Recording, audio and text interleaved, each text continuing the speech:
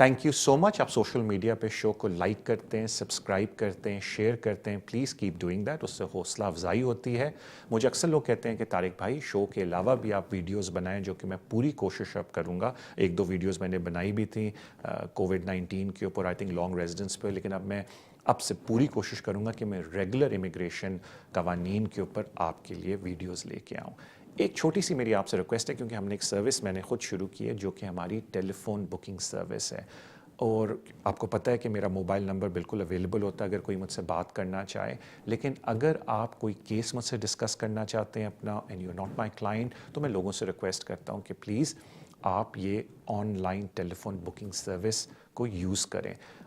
इसका लिंक इस वीडियो के नीचे अवेलेबल है। आई विल बी ग्रेटफुल अगर आप इसको यूज़ करें। अगर आप चाहते हैं तो आप मुझसे रब्ता भी कर सकते हो और मैं आपको ये लिंक भी भेज सकता हूँ। बट मेरी छोटी सी रिक्वेस्ट है कि अगर आपको कोई मुझसे एडवाइस लेनी है, कोई इन्फॉर्मेशन लेनी है अपने केस के बारे में, क्योंकि आप मुझे डॉक्यूमेंट्स भिजवा रहे हैं, तो आई विल बी ग्रेटफुल अगर आप हमारी इस टेलीफोन सर्विस को यूज़ करें।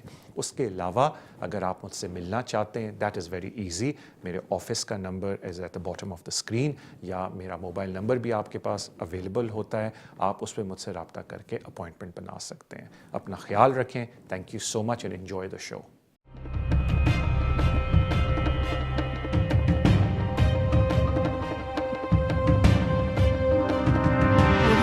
अस्सलाम वालेकुम, welcome to the show immigration with Tariq. Show का फॉर्मेट आपको पता होगा। अगर आपका इमिग्रेशन का कोई भी मसला है, आप इस शो में कॉल कर सकते हैं। मैं पूरी कोशिश करूंगा कि मैं आपको ऐसी इन्फॉर्मेशन दूं जो आपके लिए फ़ायदेमंद साबित हो। हम लोग अपने पहले कॉलर की तरफ अब चलते हैं। अस्सलाम वालेकुम। वालेकुम अस्सलाम सर। तारिक साहब कैसे हैं? अल्हम्दुलिल्लाह, मैं बिल्कुल खैरियत से। Thank you for asking.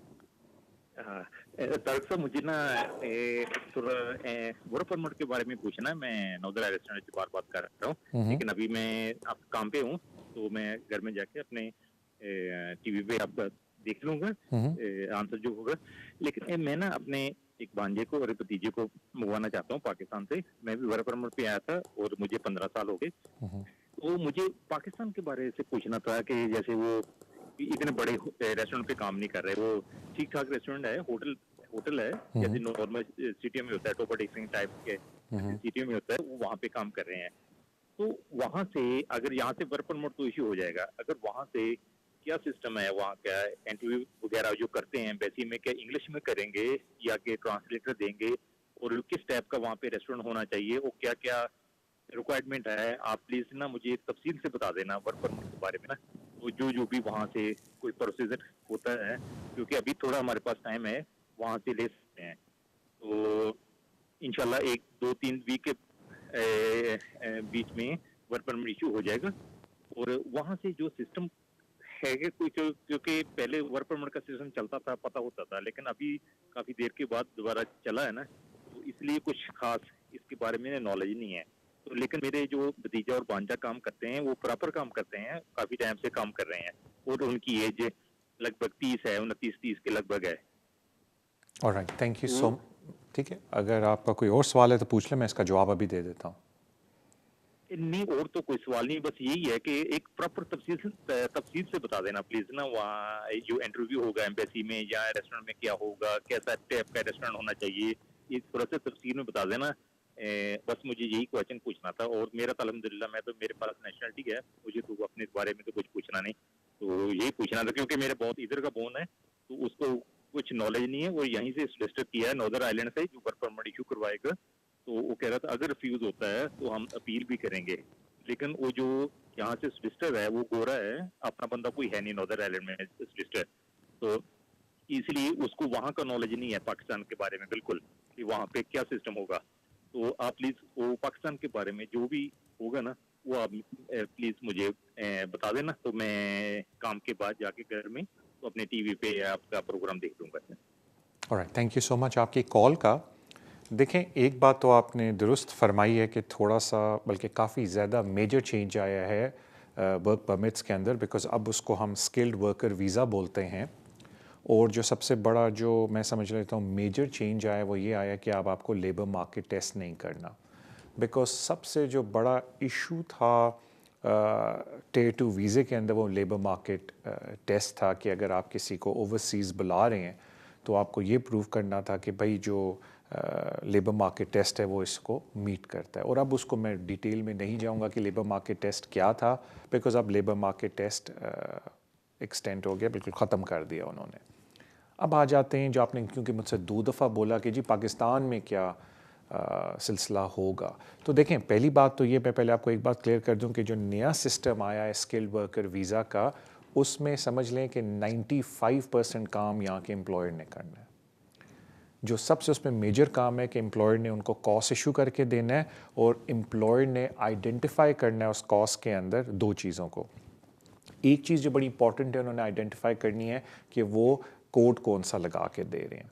Because 2 तरह के कोड हैं जो लगते हैं, एक आप समझ लें शॉर्ट ऑक्यूपेंसी कोड है और एक नॉर्मल कोड है। तो उन्होंने जो अपेंडिक्स स्किल्ड वर्कर है उसके ऊपर जाना है एम्प्लॉयर ने, और उन्होंने एक अप्रोप्रिएट कोड पिक करना है जिसकी बेसिस पे वो कॉस्ट इशू करके देंगे। कोड होता है बेसिकली कि आप उस शख्स को जिसको इस मुल्क में बुला रहे हैं उनको क्या जॉब टाइटल दे रहे हैं और उनकी क्या क्या रिस्पॉन्सिबिलिटीज़ होंगी, वो एक तरह से वो कोड आपको डिफ्रेंशिएट करके बताता है। तो बेसिकली वो कोड बड़ा इंपॉर्टेंट होता है, बिकॉज उसी कोड के ऊपर आप उसकी सैलरी भी बताते हैं, as long as minimum working hours and minimum salary meet करिए जो स्किल्ड वर्कर की रिक्वायरमेंट है। और जो सेकंड चीज़ है जो अक्सर एम्प्लॉयर को एम्प्लॉयज़ बोलते हैं अब कि जी प्लीज़ अगर आप अपने कॉस्ट के अंदर ये लिखते हैं कि हम मेंटेनेंस आप कवर हमारी करेंगे, तो फिर हमें जो 90 डेज़ के लिए मेंटेनेंस शो नहीं करनी पड़ेगी। और तकरीबन 98% एम्प्लॉयज़ कॉस्ट के ऊपर लिख के दे देते हैं कि जी जो भी ये शख्स आ रहा है इसकी मेंटेनेंस को हम कवर करेंगे, क्योंकि वो कोई बड़ी कॉस्ट नहीं होती और लिटरली कोई इशू नहीं होता। इससे पहले कि मैं आगे जाऊं, एक और चीज़ अक्सर लोग अपने एम्प्लॉयर से रिक्वेस्ट करते हैं, क्योंकि पहले ये होता था कि 3 साल का कॉस्ट इशू होता था और फिर 2 साल का इशू होता था। अब होम ऑफिस ने ये कर दिया है कि आप एक ही बारी में 5 साल का कॉस्ट इशू करके दे सकते हैं। तो अक्सर लोग एम्प्लॉयर्स से रिक्वेस्ट करते हैं कि जी प्लीज़, जो एम्प्लॉयज़ हैं रिक्वेस्ट करते हैं कि अगर आप हमें कॉस्ट इशू करके दे रहे हैं तो एक ही दफ़ा 5 ईयर्स का कर दें, ताकि हमें बीच में एक्सटेंशन ना लेनी पड़े और हमें इश्यूज़ फिर क्रिएट ना हो इंडेफिनेट के लिए। तो इन अदर वर्ड्स, ज़्यादातर काम एम्प्लॉयर करता है, और जो 3 या 4 तरह की मेन रिक्वेस्ट एम्प्लॉई करता है, जिसमें एक आ जाती है कि जी प्लीज़ मेरी मेंटेनेंस आप लिख के दे दें, उसमें कोई एडवर्स इफेक्ट एम्प्लॉयर को नहीं होता। आप मुझे 5 साल का कॉस्ट इशू करके दे दें, तो वो फिर उसमें मेरे लिए आसानी हो जाती है, जो एम्प्लॉयर बिल्कुल करके दे सकता है अगर वो 3 ईयर, वरना 3 ईयर्स का होता है। एंड फिर जो मेन आखिरी 2 चीज़ें हैं वो कोड है और सैलरी है, जो कि ऑटोमेटिकली जब आपकी उनसे इंटरव्यूज़ चल रहे होते हैं और आप उनको जॉब अप्लाई करते हैं तो वो सारी चीज़ें बीच में ऑटोमेटिकली कवर हो जाती हैं। तो ये सारा जो मेन काम है ये एम्प्लॉयर ने करना है कॉस्ट इशू करते हुए। अब आ जाते हैं हम एम्प्लॉई की साइड पर। एम्प्लॉई ने मेनली अपना इंग्लिश टेस्ट पास करना है। अगर एम्प्लॉयर कॉस्ट के ऊपर लिख के दे देता है कि जी मेंटेनेंस मैं कवर कर रहा हूँ, तो उसको वो 90 डेज़ मेंटेनेंस भी शो करने की ज़रूरत नहीं है। उसने सिर्फ अपना इंग्लिश टेस्ट करना है और एप्लीकेशन जमा करा देनी है होम ऑफिस के अंदर। अब एक इशू ये आता है कि लोग अक्सर कहते हैं कि जी, जो मेरे ख्याल से आपका भी पूछने का तरीका था कि जी इंटरव्यू होता है या नहीं होता। तो अब वो जो नई स्कीम चली है जिसमें स्किल्ड वर्कर है, इसमें हार्डली वो इंटरव्यू करते हैं। उसकी वजह ये है कि सारा बर्डन ऑलरेडी एम्प्लॉयर के ऊपर है, और एम्प्लॉयर ने जब एक दफ़ा कॉस्ट इशू करके दे दिया तो फिर होम ऑफिस ने अगर कोई क्वेश्चन पूछने भी हैं कि जेन्युइन एम्प्लॉयमेंट है भी या नहीं, तो वो फिर सारी चीज़ें किससे पूछेगा? एम्प्लॉयर से पूछेगा। पहले एम्प्लॉय के साथ इंटरव्यू अगर होता भी था, उसकी तुक या उसकी वजह ये थी कि उन्होंने ये इस्टेब्लिश करना था कि मार्केट लेबर टेस्ट के ऊपर ये बंदा पूरा उतरता भी है या नहीं उतरता। अब क्योंकि मार्केट लेबर टेस्ट ही ख़त्म हो गया है, इट इज़ वेरी डिफ़िकल्ट। मुझे समझ नहीं आ रही कि अगर वो इंटरव्यू लेते भी हैं कि एक पोटेंशियल एम्प्लॉई का, तो कौन सी ऐसी चीज़ वो निकाल सकते हैं जिस पे वो बोलें कि जी ठीक है, हम आपको वीज़ा नहीं देते। सो बेसिकली जो ये पॉइंट बेस्ड सिस्टम है, इसमें जो मेजॉरिटी पॉइंट्स हैं वो पॉइंट्स इशू करने एम्प्लॉयर ने। हाँ, अगर आप खुदा ना खास्ता को गलत टाइप की बैंक स्टेटमेंट लगा दें या आपकी एडवर्स इमिग्रेशन हिस्ट्री है पास्ट में और उसकी वजह से वो रिफ्यूज़ करते हैं, या कॉस्ट के अंदर इंफॉर्मेशन इनएक्यूरेट है क्योंकि आपने जो कोड चूज़ किया उसके अगेंस्ट जो सैलरी है वो सैलरी आपने डिक्लेयर नहीं की, या मिनिमम सैलरी से कम सैलरी डिक्लेयर की है, तो उन चीज़ों से रिफ्यूज़ल हो सकता है। लेकिन अनलेस आप बहुत प्रिसाइसली मुझे बोलें, ऐसी कोई बात मुझे नज़र नहीं आ रही कि वो अगर एम्प्लॉय से इंटरव्यू करते भी हैं, पहली बात है मुझे नहीं पता क्यों करेंगे, जो नया सिस्टम है इसके अंदर, लेकिन अगर करते भी हैं तो मुझे नहीं पता कौन सी ऐसी चीज़ वो पूछ सकते हैं जिससे एम्प्लॉई के वीज़े को रिफ्यूज़ हो सकता है। इंटरव्यू के दौरान अपार्ट फ्रॉम जो चीज़ें भी हमने साइड वाली डिस्कस की जो एम्प्लॉयर की तरफ से इंफॉर्मेशन जाती है, हाँ अगर एम्प्लॉय का पास रिकॉर्ड ख़राब है इमिग्रेशन का और वो ये पूछना चाहते हैं कि आपने प्रीवियसली ओवरस्टे क्यों किया या कोई ऐसी डॉक्यूमेंट वो डाल देते हैं जो वेरीफाई नहीं हो सकता, वो एक सेपरेट मैटर है। लेकिन जॉब के मतलब वो वही पूछेंगे जो कॉस्ट के अंदर लिखा है। पहले ज़्यादा इन्वेस्टिगेशन इसलिए होती थी कि मार्केट लेबर टेस्ट वो चेक करना चाहते थे। So anyway, thank you so much आपकी कॉल का, आई wish you all the best. अगले कॉलर की तरफ चलते हैं। अस्सलाम वालेकुम। हेलो अस्सलाम वालेकुम। वालेकुम अस्सलाम।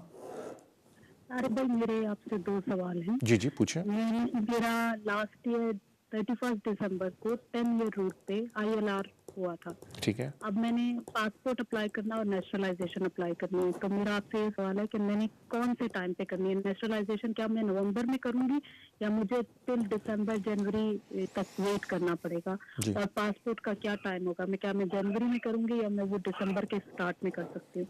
एक क्वेश्चन तो मेरा ये है। जी। सेकंड ये कि इसकी डॉक्यूमेंटेशन क्या होगी, उसमें मुझे क्या किस किस्म के डॉक्यूमेंटेशन करनी होगी? और एक और मेरा क्वेश्चन ये है कि मैंने अपनी बहन को यहाँ विजिट वीजा पे बुलाना है, तो क्या कोविड के बाद अब विजिट वीजा अलाउड हैं और उनकी क्या रेशो है, प्लीज अगर आप एक्सप्लेन कर दें। Alright, thank you. पहले मैं आपका स्ट्रेट फॉरवर्ड जवाब देता हूँ विजिट वीज़े के बारे में। आप कोविड के बाद बिल्कुल विजिट वीज़े इशू करके दे रहे हैं। देखिए रेशियो की सिचुएशन नहीं है, सारा डिपेंड करता है कि आपने अपनी एप्लीकेशन को प्रेजेंट किस तरह किया एज एन एप्लीकेंट। बिकॉज आपको ऑलरेडी पता है कि विजिट वीज़े पे एंड इट इज़, मैं बोल सकता हूँ because it is very well documented कि सर्टन कैटेगरीज में वो फ्लैग्स आ जाते हैं कि अगर कोई पाकिस्तान से आ रहा है, सिंगल वुमन है, उनके फाइनेंसेस स्ट्रॉन्ग नहीं है, तो उनकी नज़र में वो रेड फ्लैग आ जाता है। तो फिर उनको और ज़्यादा कंपेलिंग तरीके से बताना पड़ता है होम ऑफिस को कि जी क्यों हम लोग वापस जाएंगे इस मुल्क में विजिट वीज़े पे आके। Same with India, certain red flags होते हैं इनके पॉइंट ऑफ व्यू से, और एज लॉन्ग एज आपकी एप्लीकेशन एम्पल एडिक्वेट एविडेंस के साथ डली हुई है, इनको आपको विजिट वीज़ा देना चाहिए। और अगर किसी वजह से विजिट वीज़ा नहीं देते तो मैं अक्सर लोगों को बोलता हूँ कि फिर आप जुडिशल रिव्यू के प्रोसेस के थ्रू उसको चैलेंज करें, क्योंकि अक्सर लोगों को ये बात नहीं पता कि ऑल्दो विजिट वीज़े पे राइट ऑफ अपील ख़त्म हो गई है, लेकिन आप जुडिशल रिव्यू के प्रोसेस को फिर भी कर सकते हैं, जिसको प्री एक्शन प्रोटोकॉल बोलते हैं। और उस पर काफ़ी ज़्यादा मैंने केसेस देखे हैं ओवरटर्न होते हैं, लेकिन उसमें शर्त यह है कि केस में थोड़ा सा मेरिट हो। वो फिर आप किसी कॉम्पिटेंट पर्सन के पास जाएंगे तो वो फिर आपको केस पढ़ के बताएगा और डॉक्यूमेंट दे के केस में विजिट वीज़ा में रिफ्यूज़ल में चैलेंज करने का कोई मेरिट है भी या नहीं। जहाँ तक बात आती है नेशनलाइजेशन एप्लीकेशन की, तो अगर आप पुराना मेरा शो देखते हो तो मैंने लोगों को बोला है कि जब आपका इंडेफिनिट हो जाता है तो आप 2 तरीके से नेशनलाइजेशन अप्लाई कर सकते हैं। एक तो होता है जिन्होंने ऑलरेडी किसी ब्रिटिश सिटीज़न के साथ शादी की हो, तो वो इमीडिएटली इंडेफिनिट के बाद नेशनलाइजेशन एप्लीकेशन डाल सकते हैं as long as 3 years they have been in this country.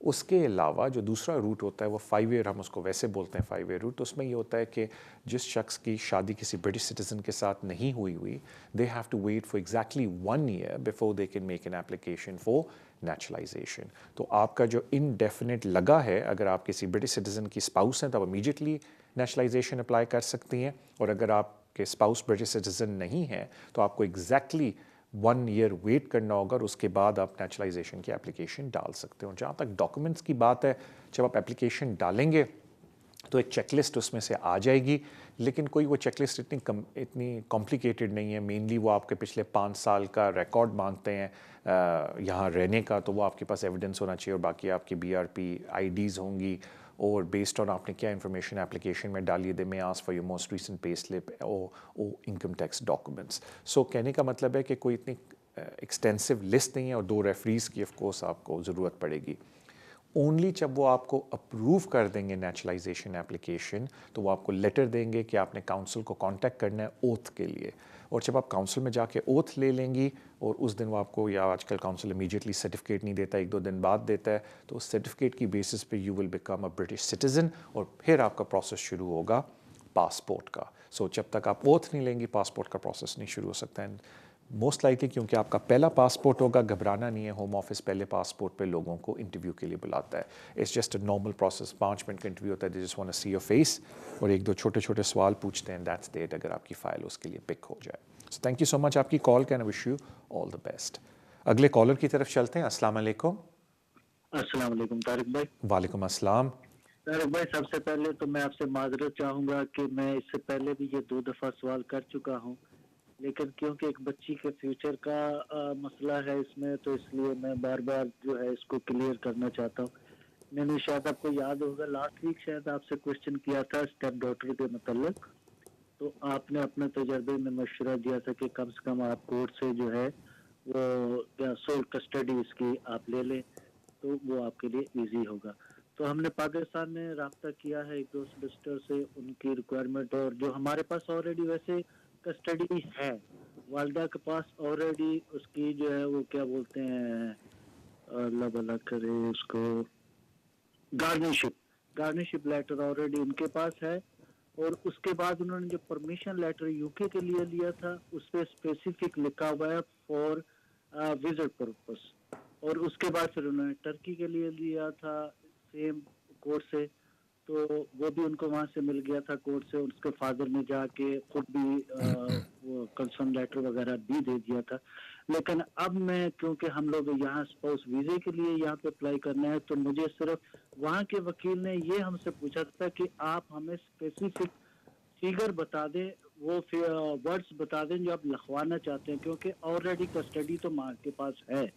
तो अब हम थोड़ा सा उसमें वरी इसलिए हो रहे हैं कि आप अगर कुछ फ्यू लैंड्स एग्जैक्ट बता दें कि कम से कम उसमें ये लैंड्स मेंशन होनी चाहिए जो कि यहाँ होम ऑफिस उसको एक्सेप्ट करे और हमारे लिए कोई प्रॉब्लम ना हो। बस ये अगर आप रहनुमाई मैं कर दें। आपसे रिक्वेस्ट करूंगा ना, जब शो पे ब्रेक पे हम जाने लगे वापस आके, तो प्लीज़ गौर से सुन लीजिएगा जो मैं रिक्वेस्ट करूंगा आपसे। थैंक यू बहुत सो शुक्रिया। Much, thank you so much आपकी कॉल का। एंड ऑफ कोर्स मुझे बताया गया कि तारिक भाई हमारे ब्रेक का टाइम हुआ है, अभी हम ब्रेक पे जाने लगे। ब्रेक से वापस आके ऑफ कोर्स मैं सबसे पहले इनका जवाब दूंगा, एंड देन इंशाल्लाह ताला will take some more calls. So thank you so much for your love and support जो आप शो को देते हैं। Let's go on a break. फिर break से वापस आके I'll first answer this question and then I'll take some more questions, inshallah. So see you after the break.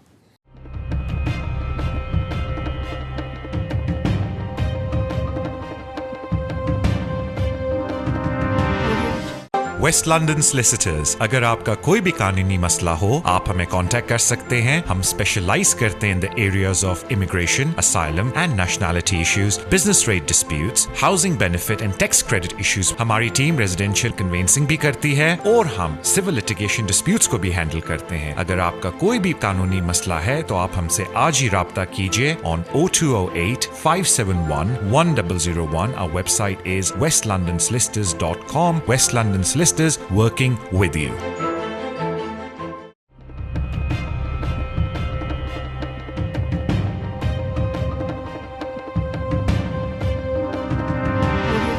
Welcome back to the show immigration with Tariq. Break पे जाने से पहले किसी की कॉल आई। सर पहले तो मैं आपको रिक्वेस्ट कर देता हूँ, आई थिंक आपको मिसअंडरस्टैंडिंग होगी कि शो में हम मशवरा नहीं दे सकते, ना हम एडवाइस देते हैं। इस शो में सिर्फ मकसद है आपको इन्फॉर्मेशन देना। तो प्लीज़ इस शो में कोई भी अगर आपको बात बताई जाती है उसको एडवाइस के तौर पे ना लें, बिकॉज इस शो का वो फॉर्मेट नहीं है। एक आपने बहुत अच्छी बात बोली और मैं हर लोगों को बोलता हूँ कि सारी बात है, जब भी आप कोई एप्लीकेशन डालते हैं इसमें ज़िंदगियों का मामला होता है, तो मैं आपसे प्लीज़ रिक्वेस्ट करूँगा कि किसी कॉम्पिटेंट पर्सन के पास जाएं और उनको अगर उनकी फ़ीस है मिलने की, प्लीज़ वो फ़ीस दें और उनसे आराम से बैठ के मशवरा करें। वरना आप कोई दूसरी अपॉइंटमेंट भी टेलीफोन पे या वीडियो पे ले सकते हैं और मशवरा करें। शोज़ पे कॉल करके अगर आपको एक बात नहीं समझ आ रही, किसी ने बताई है कि अगर आपको वो डायरेक्शन सही तरह से नहीं मिल रही, तो मैं आपसे प्लीज़ रिक्वेस्ट करूँगा कि किसी भी कॉम्पिटेंट पर्सन के दफ्तर में जाएं, बात करें। शो में कॉल करके पूछने का मकसद ये होता है इस टाइप के कि हाँ भी मुझे थोड़ी डायरेक्शन मिल जाए या नॉलेज में इजाफा हो जाए, कि अगर मैं किसी के दफ्तर में जाके बैठूँ और वो मुझसे कोई बात करे तो आई अंडरस्टैंड कि यार किस टॉपिक के ऊपर बात हो रही है, किस डायरेक्शन पे बात हो रही है।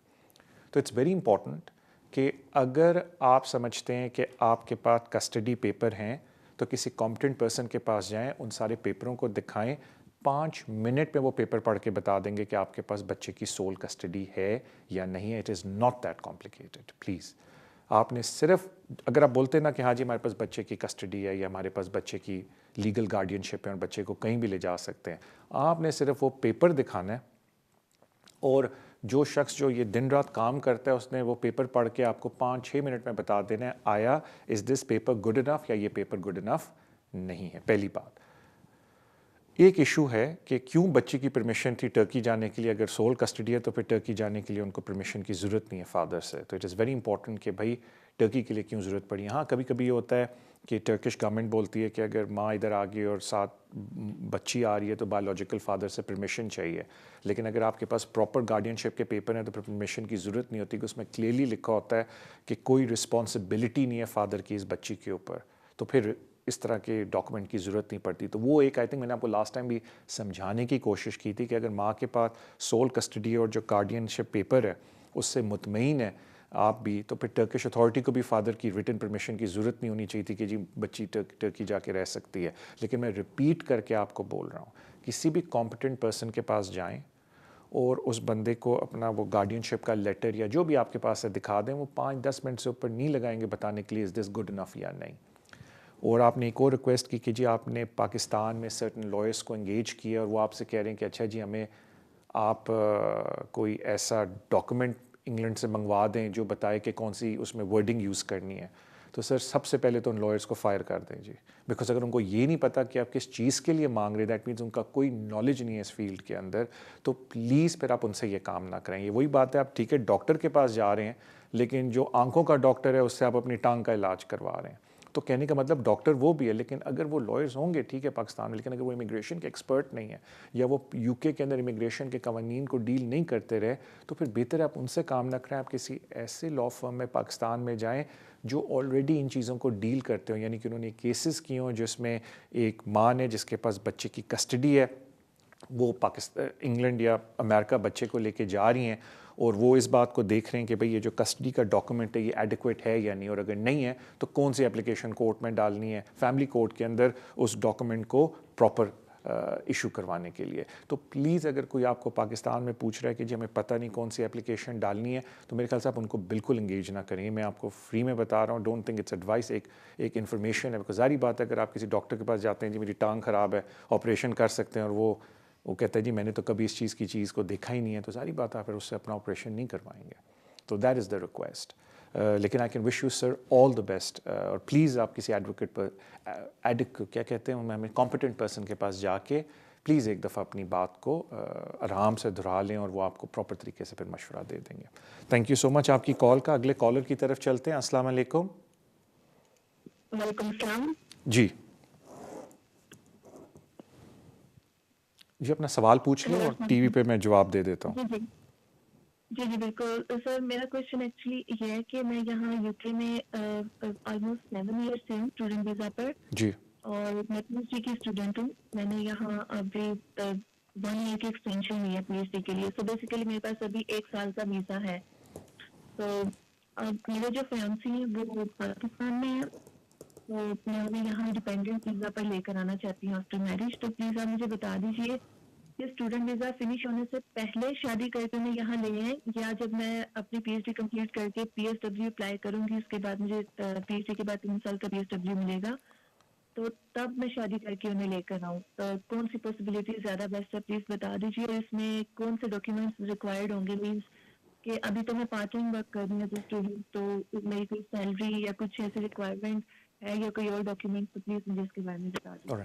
تھینک یو سو مچ. دیکھیں پہلی بات تو یہ ہے کہ اگر آپ اسٹوڈنٹ ہیں تو ظاہری بات ہے اور آپ لیول 7 سے اوپر ہیں اسٹوڈنٹ پوسٹ گریجویٹ کے اوپر، تو جو بھی آپ کے ڈپینڈنٹ آئیں گے ان کو فل ٹائم کام کی پرمیشن ہوگی اور بزنس کرنے کی پرمیشن ہوگی apart from being a dentist یا ڈاکٹر.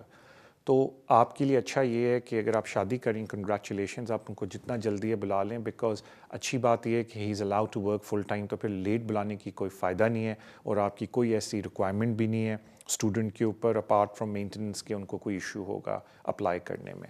مطلب اسٹوڈنٹ ڈپینڈنٹ کو آلموسٹ آٹومیٹکلی ویزا مل جاتا ہے. اگر اسٹوڈنٹ کے ساتھ اپلائی کریں الگ سے کرتے ہیں تو آف کورس وہ جو چھوٹی سی ریکوائرمنٹ ہوتی ہے مینٹیننس کی وہ پوری کرنی ہوتی ہے. جہاں تک بات ہے بعد میں اگر آپ پوسٹ اسٹڈی ویزا اپلائی کریں، آئی ڈونٹ نو اگر آپ گریجویٹ اسکیم کے اندر کر رہے ہیں یا نہیں، بیکاز اگر آپ گریجویٹ اسکیم کے اندر کریں گی تو گریجویٹ اسکیم میں انہوں نے ایک چیز ڈال دی ہے کہ اگر آپ ڈپینڈنٹ اپلائی کرنے لگیں تو کنڈیشن یہ ہے کہ وہ ڈپینڈنٹ اسٹوڈنٹ کے وقت آپ کا ڈپینڈنٹ ہو. یعنی کہ اگر آپ گریجویٹ اسکیم کی بات کر رہی ہیں، بیکاز مجھے نہیں پتا اور کون سی اسکیم آپ بات کر رہی ہیں، بیکاز ایک ہوتا ہے پوسٹ گریجویٹ پہ بھی، but I am just talking about graduate scheme کیونکہ کچھ باقی لوگوں کو بھی ہیلپ ہو جائے گی اس میں. تو اگر اکثر لوگ اسٹوڈنٹ ہوتے ہیں اور کہتے ہیں جی ہم اپنا ماسٹرس ख़त्म करके ग्रेजुएट स्कीम पे 2 साल का वीज़ा ले लेंगे, जो PSW की तरह उनको यूज़ करते थे इन द पास्ट। तो उसमें उन्होंने ये बोल दिया है कि आप ग्रेजुएट स्कीम पे एक दफ़ा आ गए तो अपने किसी डिपेंडेंट को नहीं बुला सकते unless they were already your student dependent. तो उस पॉइंट ऑफ व्यू से भी अगर ग्रेजुएट स्कीम का सोच रही हैं तो प्लीज़ अपने हस्बैंड को पहले बुला लें। और वैसे भी मैं लोगों से कहता हूँ कि एक दफ़ा जब आपकी शादी हो जाए then there is no reason कि आप अपने स्पाउस से दूर रहें unless there other compelling reasons, because इस मुल्क में आप जितनी जल्दी आएंगे, जितनी जल्दी नौकरियाँ शुरू करेंगे, अपनी लाइफ को स्टैब्लिश करने की ज़रूरत आप करेंगे, कोशिश करेंगे, उतना आपका वर्क एक्सपीरियंस बढ़ेगा, उतनी जल्दी आप लाइफ में प्रोग्रेस करेंगे इस मुल्क के अंदर। सो थैंक यू सो मच आपकी कॉल के, and I wish you all the best ma'am. अगले कॉलर की तरफ चलते हैं। अस्सलाम वालेकुम। वालेकुम अस्सलाम। मिस्टर तारिक, मैं लंदन से कॉल कर रही हूँ। जी। मुझे आपसे एडवाइस चाहिए थी। मेरे फादर की एज 67 ईयर्स है और वो पाकिस्तान में रहते हैं। Recently I lost my mother in this अप्रैल, तो मैं पाकिस्तान नहीं जा सकी इवन, और अपने फादर बिल्कुल अकेले हैं वहाँ पर। मेरा सिर्फ एक भाई है, जी। बट अनफॉर्चुनेटली वो उनकी लुक आफ्टर नहीं करता है, तो वो जी। अकेले रहते हैं। He is diabetic, he is not well. मैं मेरे हस्बैंड हम दोनों काम करते हैं, फुल टाइम काम करते हैं, कोई बेनिफिट्स नहीं ले रहे हैं।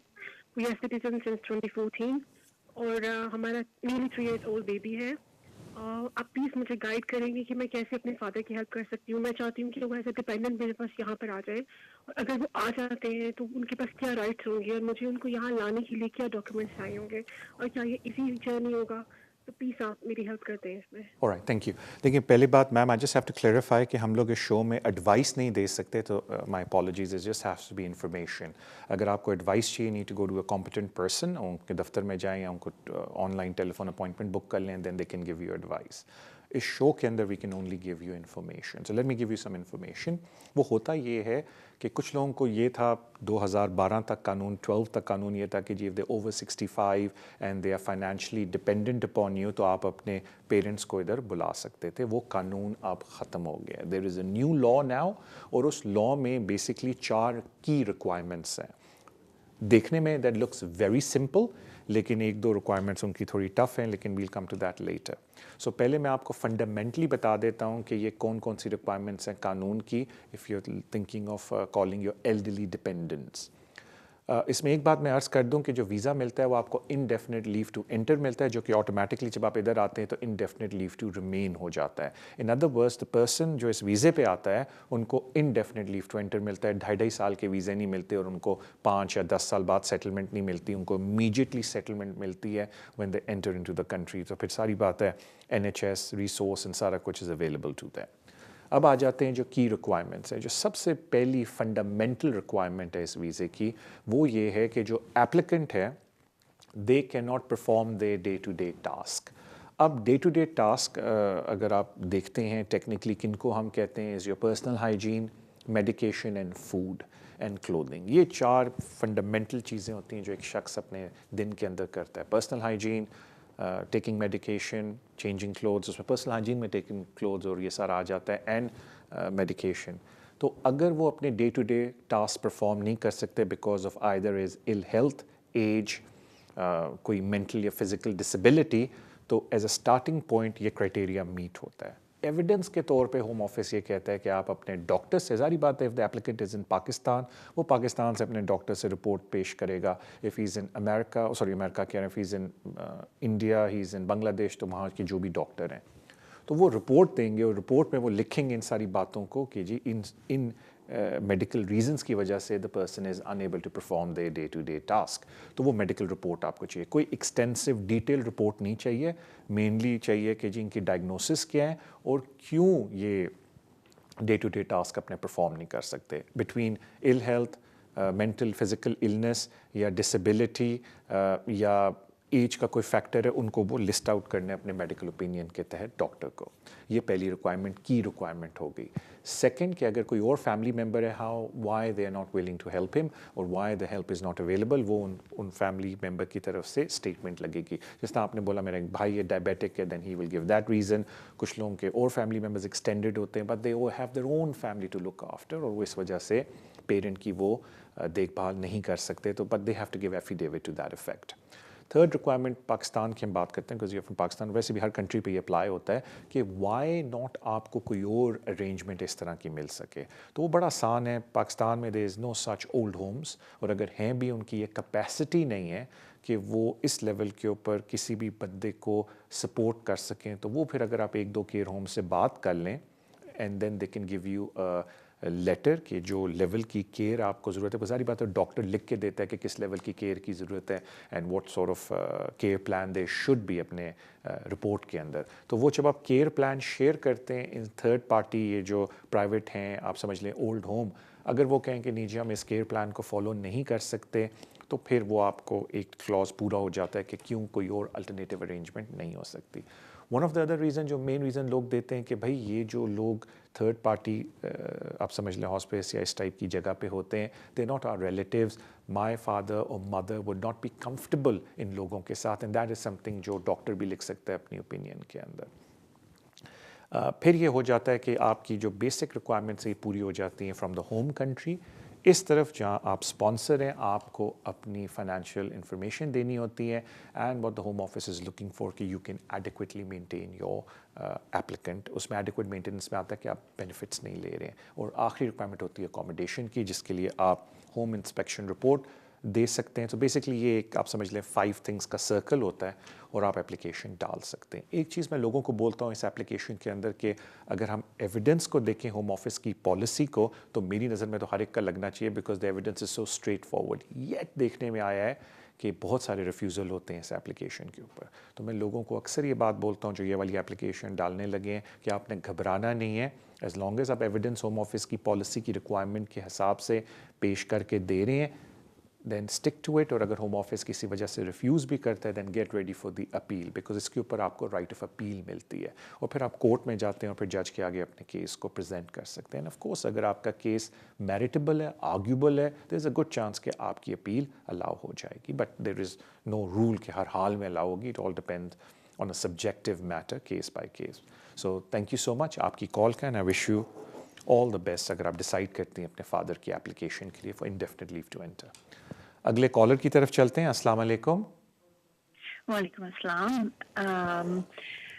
मैंने 2016 में अप्लाई किया था ILR के लिए on the basis of tier 1 जी जो कि रिफ्यूज हो गया था section 325C something like that. जी Then in 2017 I got married to a British citizen. जी और वो एप्लीकेशन भी 2 बार रिफ्यूज हुई और दूसरी बार फिर हम अपील पे चले गए. जी During that I had a British child और फिर होम ऑफिस ने तब कहा कि हम ये एप्लीकेशन जो डिसीजन जो है हम रिव्यू के लिए वापस लेंगे. ठीक After 2 years, like in 2021, उन्होंने फिर हमें कांटेक्ट किया क्योंकि in between this says कि if I want to review, I would like Home Office to review my ILR applications, which I says okay, and my solicitor asked him to keep both applications active. So 2021 में they contacted us back और हम एक तो हमें like काफ़ी बड़ा question वगैरह भेजा जो हमने उनको वापस आंसर बैक किया. फिर उन्होंने कुछ दिनों बाद हमें ख़त लिखा और उसमें कहा कि आप कौन से उस पे दरख्वास्त पे जाना चाहते हैं, अपने ILR वाले पे या अपने स्पाउस वाले पे. फिर हमने उनको बोला कि नहीं हमने स्पाउस वाले पे जाना है. ये है मई 2021 की बात और अब ये अक्टूबर हो गया है and I'm being very patiently waiting for the decision. And I have used or exhausted all my options कि MP को contact करना, complain करना, जो like आप कहते हो pre-action protocol. We have tried everything. हमें कोई आंसर नहीं आया, but last week my father passed away. I'm sorry to hear that. So thank you.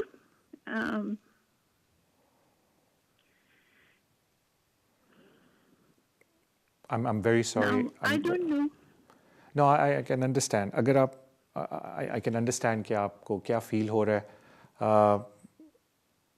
आपका कोई और सवाल है या मैं इसी का फिर ब्रेक के बाद जवाब दे दूं? No, I just want to know कि I have informed my solicitor, and he's contacting Home Office, but he says that he don't know like what options I got, and I want to know that, with your experience, that what options I have to go back and be with my family at this time. All right, thank you so much. I'll explain everything to you. My apologies when you were talking to me. I was informed that we have to go on a break. So I sincerely feel sorry and my condolences on the passing of your father. हम अभी break पे जाने लगे हैं और इंशाल्लाह ताला break पे वापस आके we're going to answer this question and फिर इंशाल्लाह ताला I'll take some more calls. So let's go on a break and then we'll come back after the break.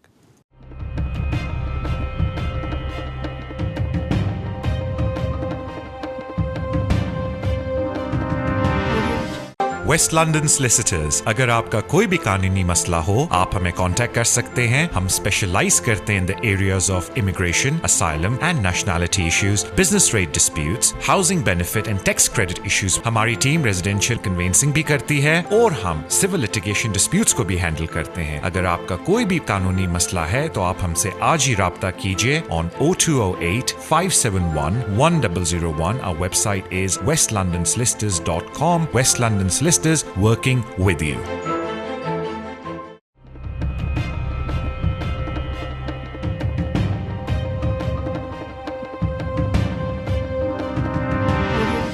Welcome back to the show, Immigration with Tariq.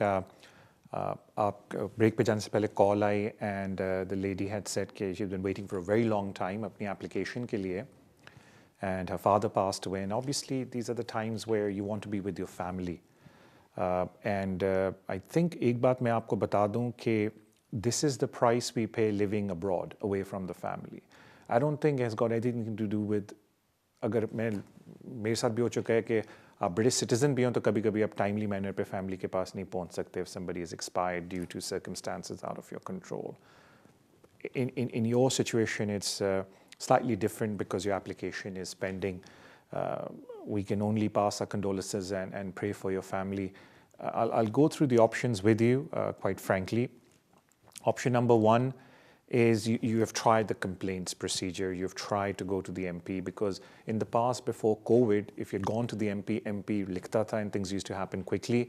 But COVID की वजह से even the MPs have taken a step back. But I think उनकी कोई internal उनको policy दी गई है कि don't chase the Home Office. They're very busy. So मैंने अक्सर लोगों से पूछा तो बोलते हैं जी MPs ने भी हमें कहा है कि हम लिखेंगे भी नहीं Home Office को, you just wait.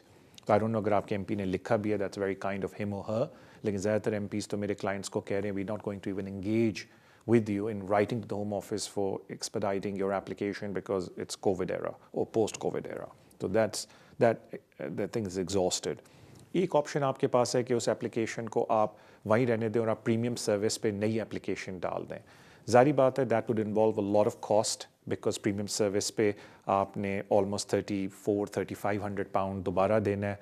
अपॉइंटमेंट तो आपको मिल जाएगी and then if the grant you the visa the only problem would be कि आपका जो पासपोर्ट है वो आई डोंट नो आपके पास है या नहीं. और अगर वो प्रीमियम सर्विस पे ग्रांट कर भी देते हैं, वीज़ा इशू है कि BRP कार्ड कुछ अर्से बाद आपको इशू होता है, क्योंकि द प्रीमियम सर्विस पे जो वाइड चीज़ इमीडिएटली हो जाती है कि डिसीजन आ जाता है, लेकिन जो BRP कार्ड है वो फिर भी बाद में आपको आता है. तो मुझे नहीं पता जो आपका ओल्ड BRP कार्ड है उस पर भी वीज़ा वैलिड है या नहीं, बिकॉज अगर नहीं है देन ऑफ कोर्स अगर आपको डिसीजन आ भी जाता है आपके लिए प्रॉब्लम है, बिकॉज अगर आप BRP कार्ड के बगैर ट्रैवल करेंगी और वो बाद में आता है तो फिर how can you come back into the country. That itself is a problem when it comes to premium service. और अगर आप मुल्क छोड़ के चली जाती हैं और आपका वीज़ा वैसे ही ख़त्म हुआ है देन अनफॉर्चुनेटली आपको दोबारा से एंट्री क्लियरेंस एप्लीकेशन डालनी पड़ेगी. तो वो कहते हैं ना कि कभी कभी you are kind of in a very bad situation. So I think this is what it is कि अनफॉर्चुनेटली टाइमिंग ऐसी होगी कि आपकी एप्लीकेशन डली हुई और अभी तक डिसीजन नहीं आया.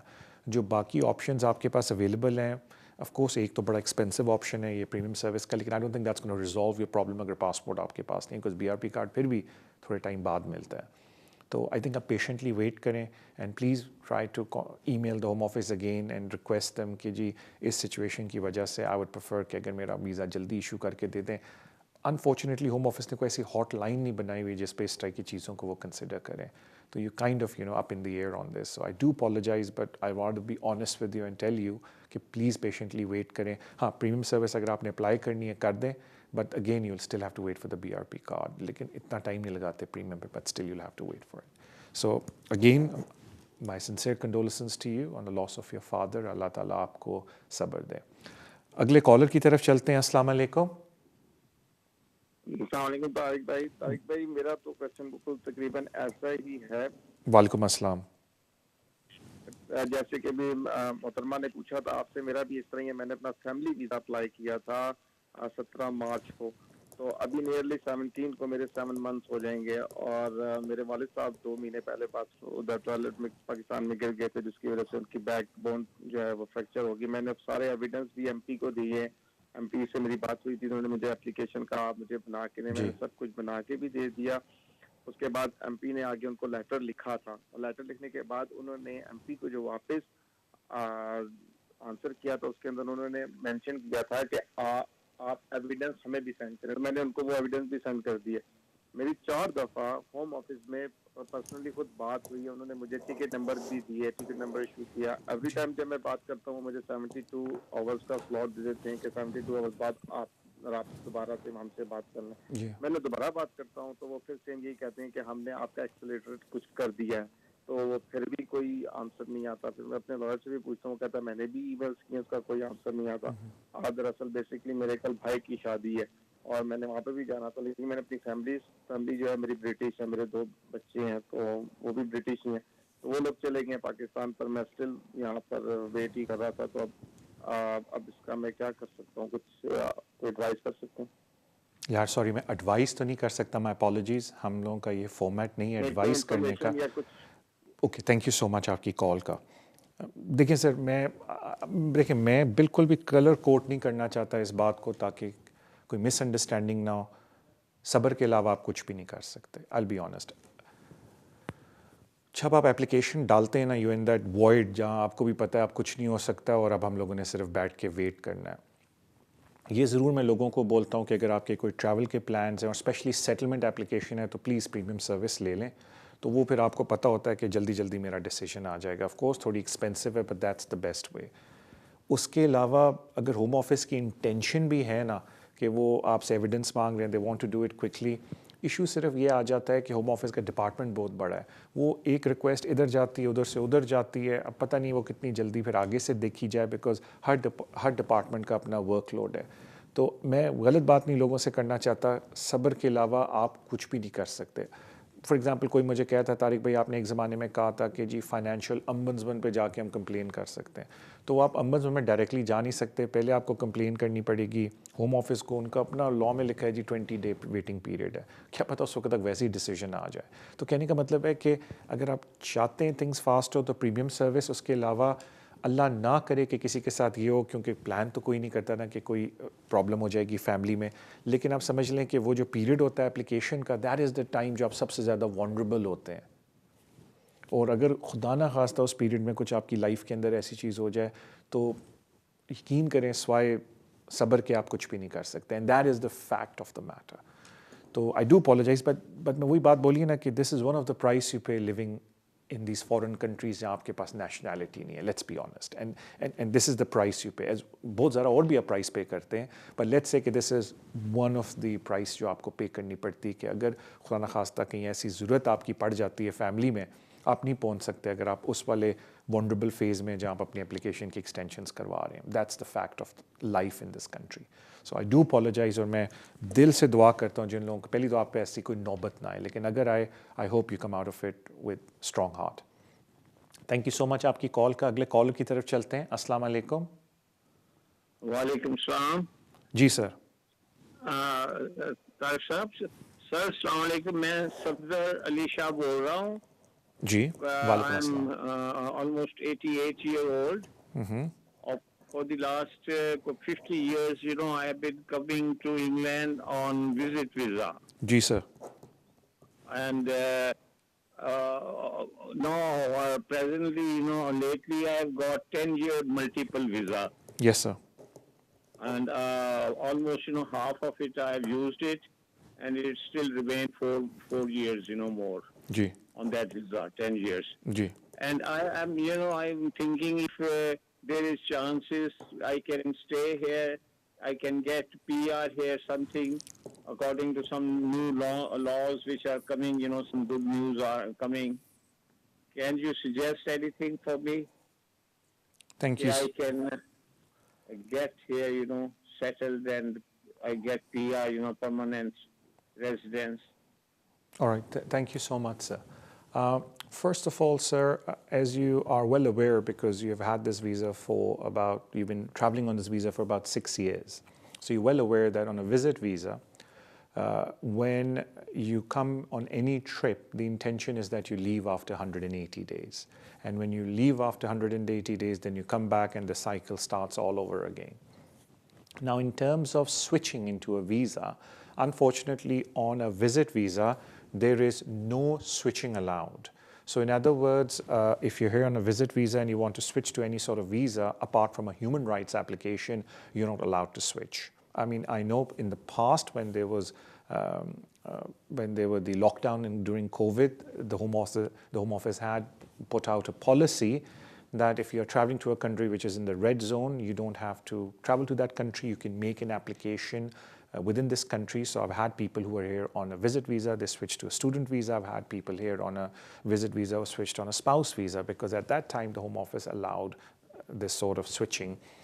Now the things are moving back to normal. So unfortunately, the best you could do is travel in and out of the country and then complete your visa in this category.